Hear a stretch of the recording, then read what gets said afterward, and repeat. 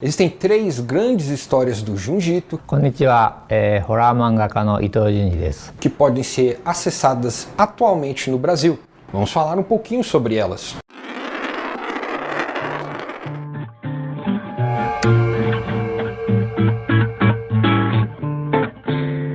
Se você gosta desse tipo de conteúdo, não se esqueça de se inscrever aí embaixo no canal ou aqui no íconezinho que aparece aqui no canto inferior direita do vídeo. O vídeo anterior que nós fizemos falando sobre o Junji Ito, o autor, tem dado alguma repercussão, o pessoal tem gostado bastante, então eu resolvi fazer uma continuação daquele vídeo. Vamos falar de um dos maiores autores de terror dos mangás japoneses, Junji Ito. こんにちは、ホラー漫画家の伊藤淳二です。私猫漫画も描いていまして。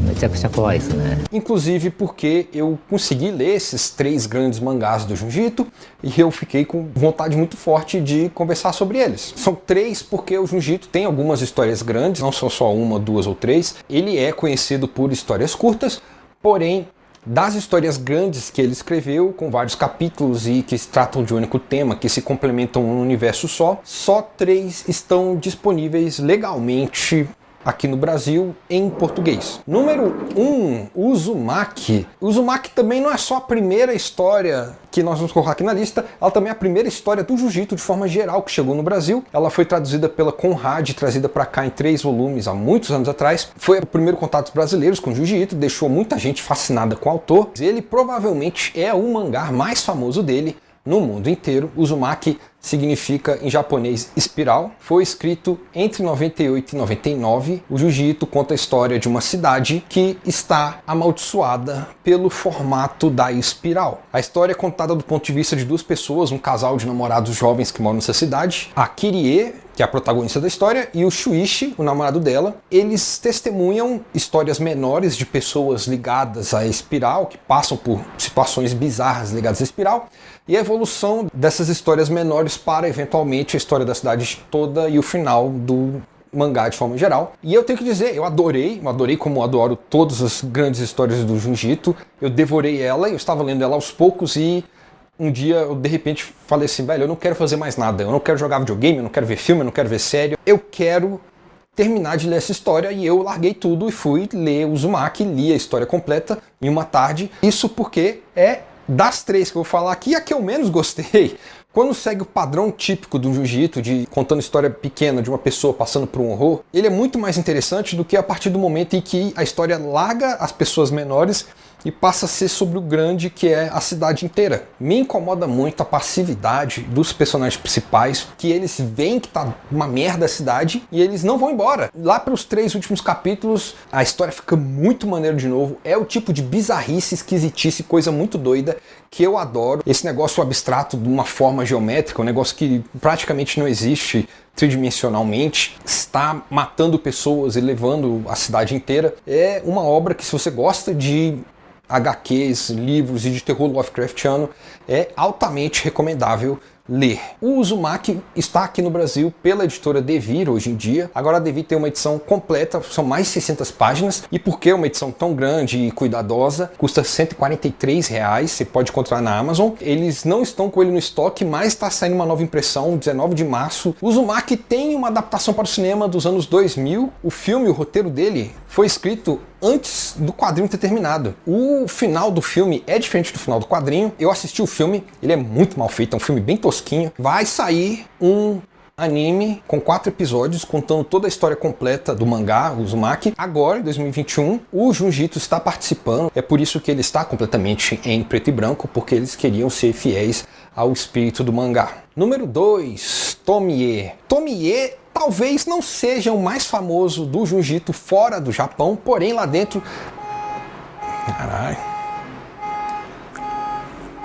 Tomie provavelmente é a mais famosa do Junji Ito no Japão. Não aqui fora, não no ocidente, porque ele foi o primeiro grande mangá do Junji Ito. Na verdade, ele gostava de desenhar para ele mesmo, ficava na dele, mas ele trabalhava como ortopedista, ele era dentista. Então ele participou de um torneio em 1987 com uma história curta chamada Tomie, que é a primeira história da Tomie, ganhou o prêmio e aí resolveu continuar a vida como mangaka. Só que o Junji Ito gostava muito dessa personagem Tomie e ele continuou escrevendo a história dela até os anos 2000. Então tem essa série de histórias da Tomie, não tem exatamente um personagem principal. O que a gente tem é uma coletânea de histórias que vão construindo e aumentando esta mitologia ao redor dessa personagem.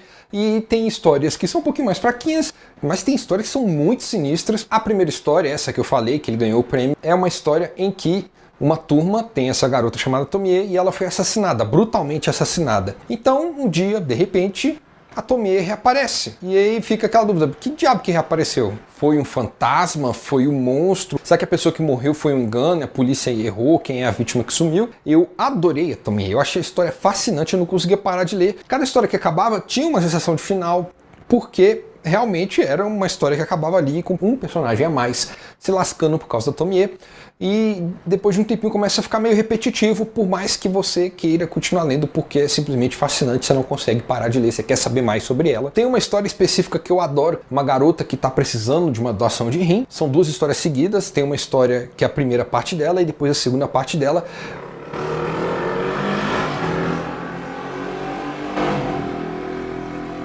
As coisas que a Tomie faz com essa garota, o que acontece com essa garota, são perturbadoras e eu achei muito mais legal do que, por exemplo, o Uzumaki, e que o Uzumaki, uma outra coisa, começava a flertar ali com o perturbador, é bem pouca coisa que acontece, no geral é mais tipo muito esquisito e bizarro. No caso da Tomie é realmente assustador, é perturbador você ter essa noção dessa entidade que vive por aí e faz a maldade que a Tomie faz com todo mundo que ela vai encontrando no caminho. Tomie está sendo lançado agora, pela primeira vez, pela editora Pipoca Nankin. Ela está sendo lançada em 2 volumes. A primeira metade da história foi lançada em 19 de fevereiro, ou seja, semana passada, para quem está vendo esse vídeo. E a segunda metade vai ser lançada em 19 de março. E tem uma coisa bem legal na forma como a editora Pipoca...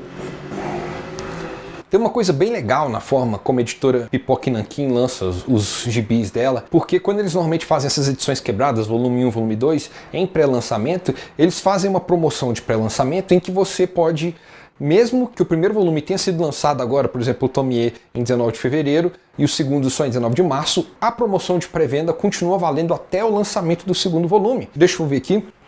Nas minhas anotações, se você comprar os dois juntos, o valor total... Flamengo fez gol, gente. Foda-se. Mataram a... Se você comprar os dois juntos, o valor total diminui de R$ 129,80 para R$ 90,86. Assim, o valor de cada volume fica R$ 45,43. Agora, honestamente, eu poderia explicar para vocês como pegar essa promoção. Essa forma de promoção do Pipoca Nankin, por mais que eu adore ela e realmente diminui muito o preço, é muito difícil de pegar. Então eu vou deixar um trecho aí do vídeo deles explicando, porque é melhor do que eu tentar falar aqui para vocês. Compra os dois juntos, galera. No carrinho não aparece o desconto, não. Aparece na tela final e aí você vai comprar pagando só 45 conto agora na pré-venda. E vale essa promoção até a chegada do segundo volume, ou seja, até 19 de março. A Tomie teve 9 filmes no Japão. Eu acho, em grande parte, essa popularidade dela no Japão é porque ela se encaixa num padrão de terror que os japoneses gostam muito, que é aquela garota branca com cabelo comprido preto. Tanto é que ela já teve essa comparação dela com a Sadako e a Kayako. A Tomie também teve 2 episódios bônus da série Junji Ito Collection, que é uma série de animação que reúne alguns contos do Junji Ito em animação, que foi lançado ano passado. E aí os 2 episódios bônus que você encontra no Crunchyroll completos lá, o 13A e o 13B, são 2 histórias curtas da Tomie. Um deles é a primeira história dela, a primeira história que você vai ler nesse tomo aí total da Tomie. E o segundo é a primeira parte dessa história que eu falei, da garota que precisa de uma doação de rim. Os filmes da Tomie são péssimos. Eu tentei ver um, parei no começo, achei um saco. Pior ainda que o do Uzumaki, é mais mal feito. E essa animação, ela tem uns probleminhas de animação. Você vê uma vez ou outra que tipo faltou dinheiro, então eles deixaram tipo um cara por 10 segundos sem animar nada. E muito da história da Tomie, né, especialmente nessa parte da menina que precisa de doação de órgão, falta ali, porque tem um personagem ali que você precisa ter tido o contexto dele em histórias anteriores da Tomie para você entender o que diabo que ele tá fazendo ali. Número 3, Gyo. Gyo foi publicado pelo Junji Ito no Japão entre 2001 e 2002. Dessas 3 grandes histórias que eu tô contando aqui, ele é o menor, ele é mais rapidinho de ler, tem menos capítulos, e Gyo significa peixe em japonês, e o motivo disso é porque inicialmente o horror dessa história são peixes. A história acompanha o casal Tadashi e Kaori quando eles estão fazendo uma férias e eles descobrem no quarto deles de hotel um peixe com patas de inseto. E aí o peixe não faz muita coisa, eles conseguem se livrar dele rápido, o fedor é que é inacreditável, e aos poucos vai aparecendo mais. Depois vem um tubarão, depois vem um cardume gigante de peixes cruzando pela cidade, esses peixes estão andando e atacando pessoas. Eu tenho que admitir logo de cara, eu tive um preconceito muito grande, porque quando eu vi o desenho dos peixes, eu pensei, isso aí não tem como dar medo de ninguém, é só um monte de peixe com patinha de inseto, parece uma coisa frágil, não parece uma coisa que vai realmente fazer mal para as pessoas. Mas essa é a parte legal do jiu-jitsu, você vê a proposta inicial. O jiu-jitsu tá vendo uma parada muito mais sinistra que vai aparecer lá na frente, e aí no meio do caminho ele tá trabalhando sobre relacionamentos abusivos, sobre inadequação na sociedade. E o Guiô, dessas 3 histórias, é a que eu acabei gostando mais. Ela foge um pouquinho desse horror Lovecraftiano típico do jiu-jitsu, porque vai ser explicado lá no meio, você vai ver. Ele é mais sobre ficção científica do que sobre horror. Tem uma leve sugestão, no final assim ele começa a entrar mais nessa área. Só que eu achei interessante isso, porque eu tô acostumado a ler os horrores do jiu-jitsu, que são inexplicáveis, e aí nesse, quando ele começa a entrar na área do inexplicável, é que foi estranho, porque eu tava tão acostumado com a ideia da ficção científica que ele tava trabalhando até ali, que quando entrou na área mais fantasiosa, eu fiquei, mas a história não tava seguindo esse caminho. Inclusive aparece um certo circo em um ponto, pra mim esse é o ponto baixo da história, é de longe a coisa mais bizarra e fora de lugar. Mas tudo bem, assim, ainda assim, Guiô tem uma história realmente bem planejadinha, ele tem um começo, meio e fim. O Jiu-Jitsu estava planejando uma história fechada e por isso ele me envolveu mais, ele tinha uma cadência mais interessante do que o Uzumaki e o Otomie, apesar de eu ter adorado os 3. Guiô também está sendo lançado agora no Brasil pela editora Devir, a mesma que fez o lançamento do Uzumaki. Vai ser lançado em 23 de março, ou seja, daqui a pouquinho. Ele está em pré-venda e por estar em pré-venda, ele tem uma promoçãozinha de 15% de desconto.Essa é de longe a mais barata das 3 grandes histórias que eu tô falando aqui e é a melhor. Se você quer começar por alguma, eu acho que essa é uma boa surpresa, porque ela realmente começa meio pequenininha e vai ficando muito nojenta. Existe um filme, anime, feito diretamente para vídeo, os famosos OVAs, e ele tem 1h10 de 2012.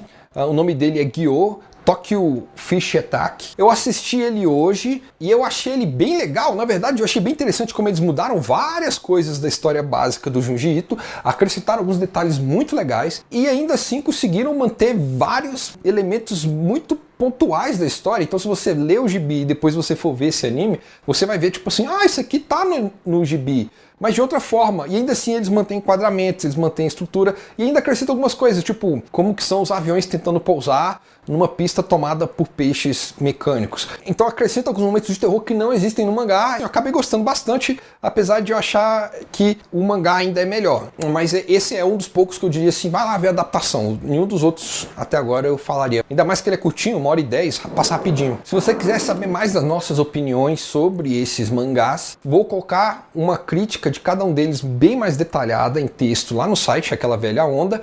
O Tomie já tem, a crítica dele lá tá publicada, e aí eu vou colocar ainda na próxima semana o Guiô e o Uzumaki. O pessoal do Pipoca e Nanquim já falou que... Já deu mais 3 títulos? Mais 3 títulos. Na retrospectiva nós falamos que tínhamos mais 2. Não, mas aqui é muito rápido. Já licenciou mais um, já tem mais um, já fechado. O pessoal pedindo nos comentários, a gente correu lá e... 2022 vem muito mais Jiu-Jitsu pra fazer companhia para os 2 volumes de Tomie. Eles não disseram ainda quais são os títulos dessas publicações, mas o Jiu-Jitsu não tem só essas 3 grandes histórias. Essas são só as 3 grandes histórias, as quais você vai ter acesso aqui no Brasil em português. E ele tem histórias como, por exemplo, uma chamada...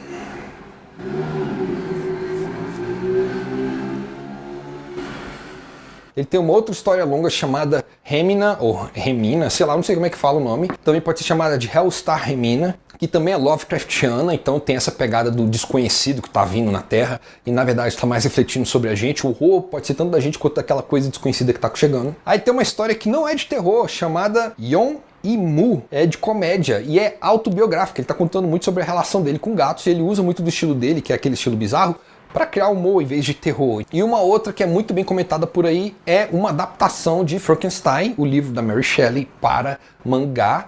É uma história longa e quando foi publicado nos Estados Unidos ganhou o prêmio Eisner. Eu acredito que esse, o Frankenstein, talvez seja uma das publicações Pipoca e Nanquim. E é isso, gente. O que você achou do vídeo? Ficou interessado em ler essas 3 grandes histórias, ver as adaptações? Você já tinha lido? Você discorda que o Guiô é o melhor? Você acha que o Uzumaki é o melhor e eu não devia nem estar tentando falar outra coisa? Você pode comentar abaixo ou na publicação desse vídeo no site Aquela Velha Onda. A gente também responde no Instagram, Aquela Velha Onda, tudo junto. Se você gostou desse vídeo, por favor, curta, comente, compartilhe.